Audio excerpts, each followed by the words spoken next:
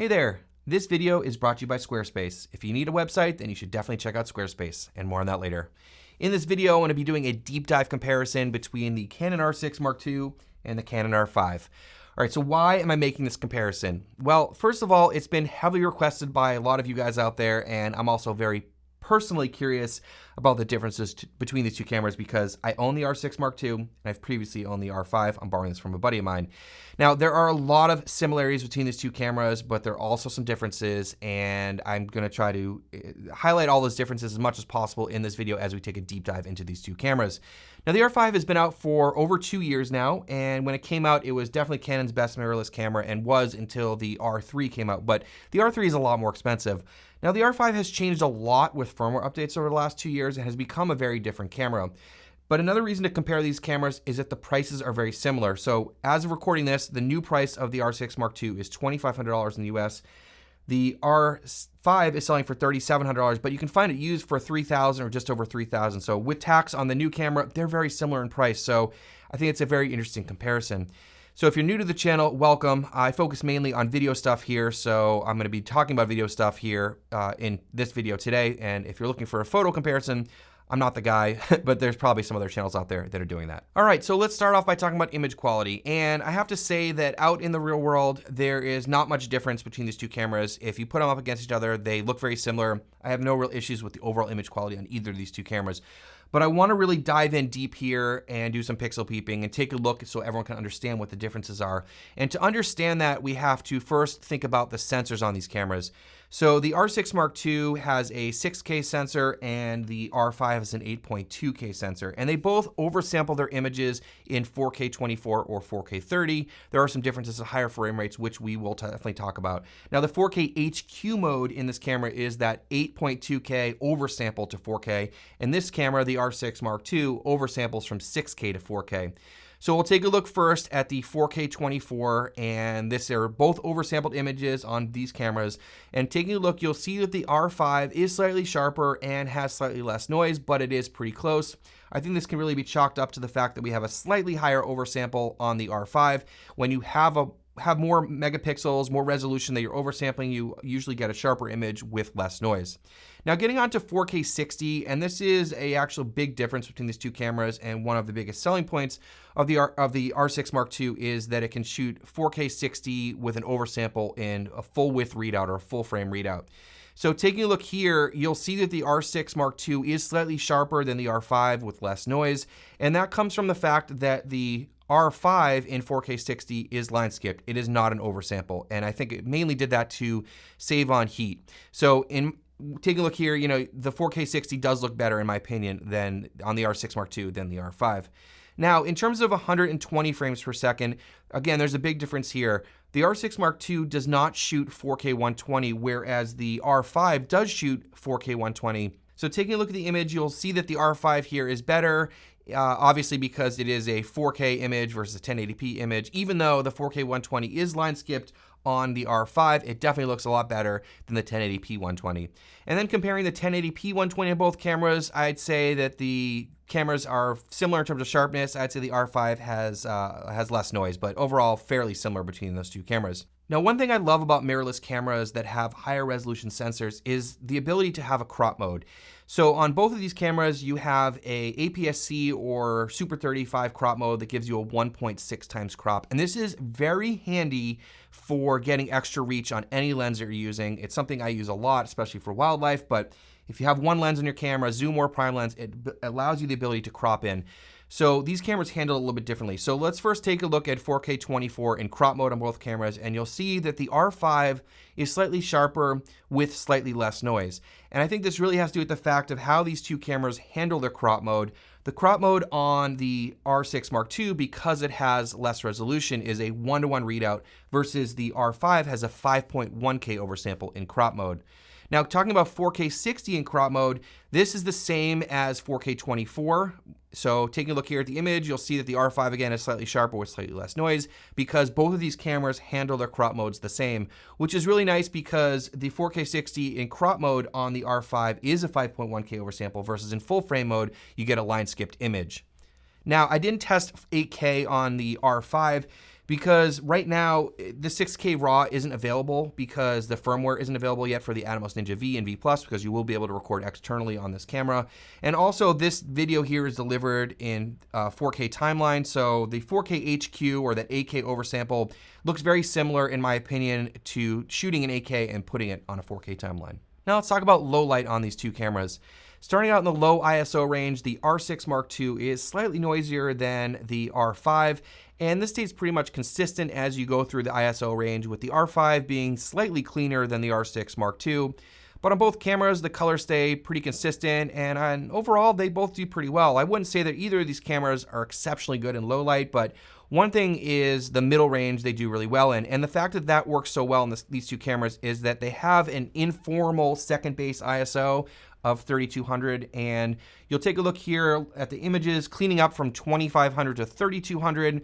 The cameras have a lot less noise, and that really helps out in that middle ISO range and gives it that stronger performance. If you're looking for super high ISO performance, of course, cameras like the A7S III and the FX3 will do that, having a second base ISO of 12,800. But in terms of, middle ISO range, I think these cameras both do pretty well. Before we get on talking about dynamic range, which is one of my favorite things to talk about, I do need to take a moment to talk about today's video sponsor, which is Squarespace. If you're a creative or a creator, wait, what's the difference? I don't know. Or a small business owner, you need a website. Believe me, you do. I'm really excited to have Squarespace sponsor this video because I have been personally using Squarespace for years. Your website can be as simple as a landing spot for people to find your contact info and social media, but it's a great way to show off your photos, videos, portfolio, artwork, etc. They even let you host videos directly on the website, so no need to link a YouTube video or a Vimeo video. It looks a lot more professional. It's a lot more seamless. It's simple to set up a website with their amazing templates. They made it super easy and anyone can do it pretty quickly. They have a lot of other cool stuff like the ability to set up an online store, schedule appointments, and have member areas. You should definitely head over to squarespace.com for a free trial. And when you're ready to launch, go to squarespace.com/JoshSatin to save 10% off your first purchase of a domain or website. Link in description. Now let's get into the dynamic range of these two cameras. I made a full video about this, which I'll leave linked down below if you want to see more details. So taking a look at this latitude or push-pull test, you want to look for the noise, the detail, and the color. In the overexposure test, these cameras perform very similarly, good up to 4 stops and braking at 5 stops. Down into the underexposure test, this is where I saw a little bit more of a difference in terms of the dynamic range, where the R5 performed better than the R6 Mark II. Also, the autofocus on the R5 seemed to struggle in lower light. And then if you take a look here at this test where I was in a dark room next to a bright window, you'll see that the R5 has slightly more dynamic range in the shadows than the R6 Mark II. And I think this was originally had to do with C-Log 3 being the limitation on both of these cameras. But as you can see, the R6 Mark II does not perform as well in terms of dynamic range as the R5. When the 6K RAW is available on the Atomos Ninja V and V Plus, then I will test out the dynamic range of the 6K RAW. In terms of image stabilization, I found that these cameras perform pretty similarly to each other. Now, Canon's system is kind of funky in that if you're using a lens that has image stabilization, you either can have the lens stabilization and the in-body stabilization on or both off. You can't have one or the other.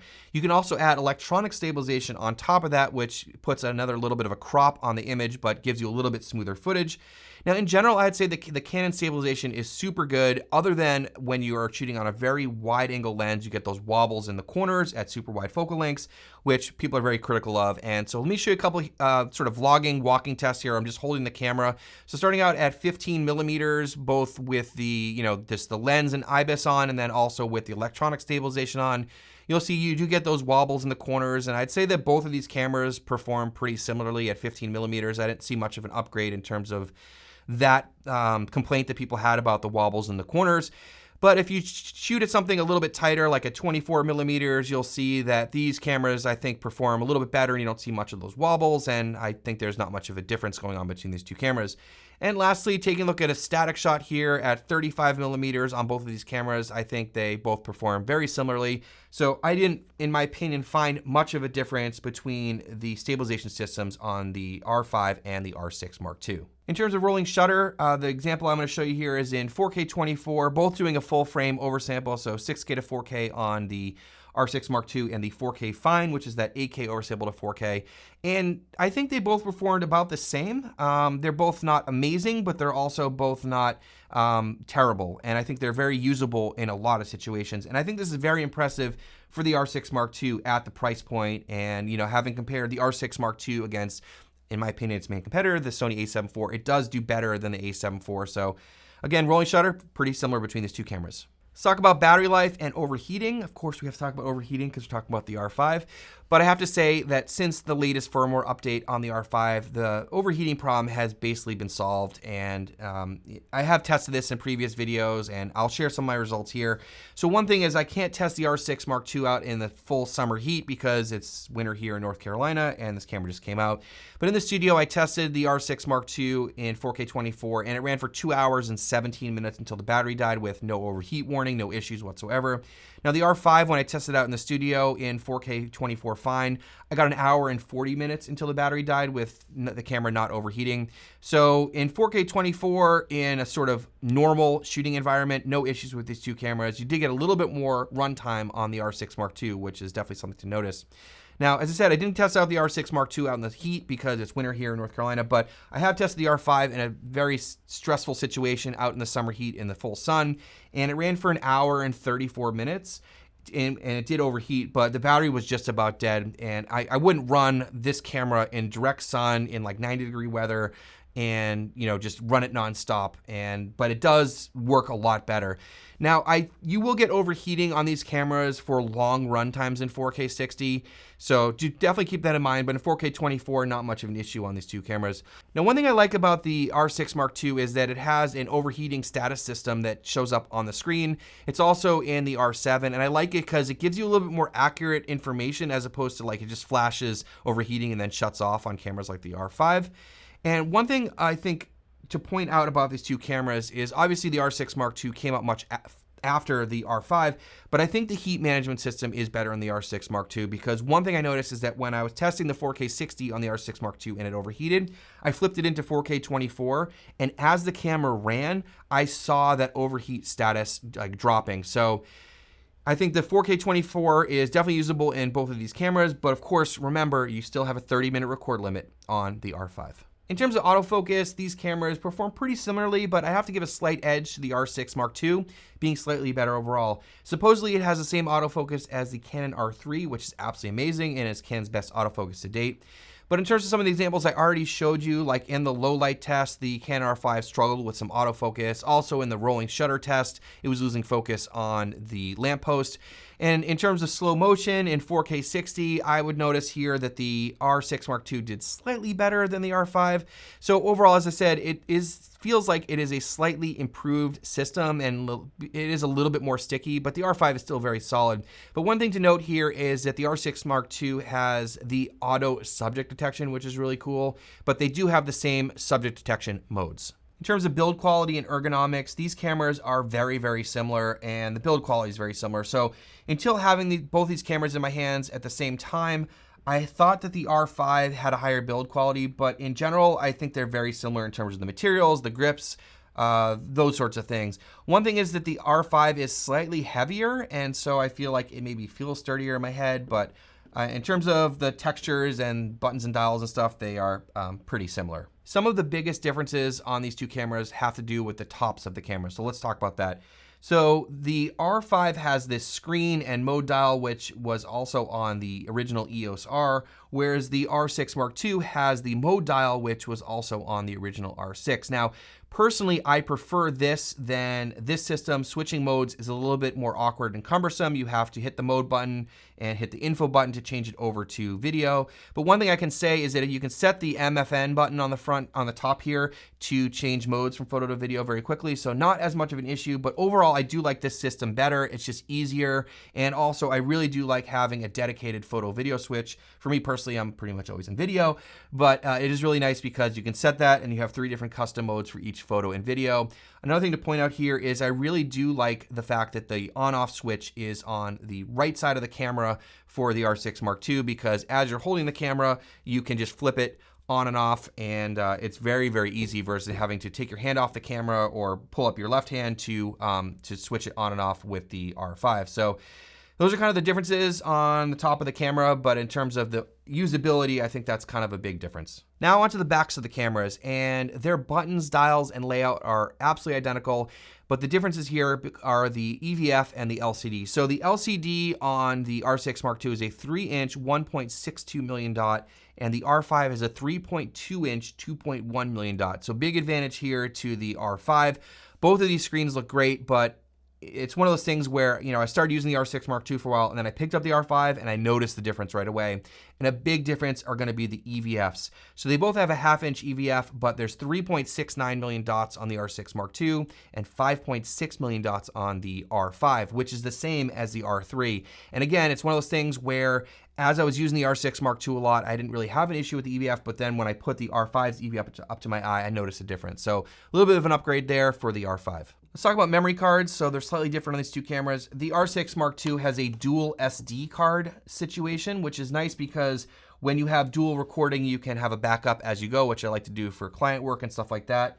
And then for the R5, it has a combination CF Express Type B and SD. Now, when the R5 came out, I was kind of frustrated about the CF Express B, which you need for some of the higher frame rates and stuff.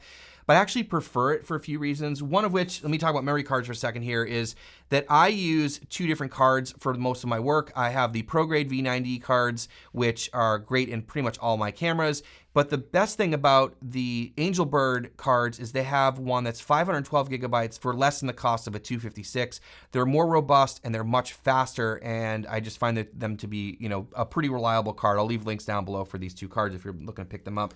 I do wish the R5 had dual CF Express Type B cards. Maybe that'll come out in the R5 Mark II whenever that comes out. In terms of the ports on these two cameras, they are very similar. They have headphone, mic jacks, also USB, and of course, micro HDMI. Maybe we'll see a full-size HDMI on the R5 Mark II whenever that comes out.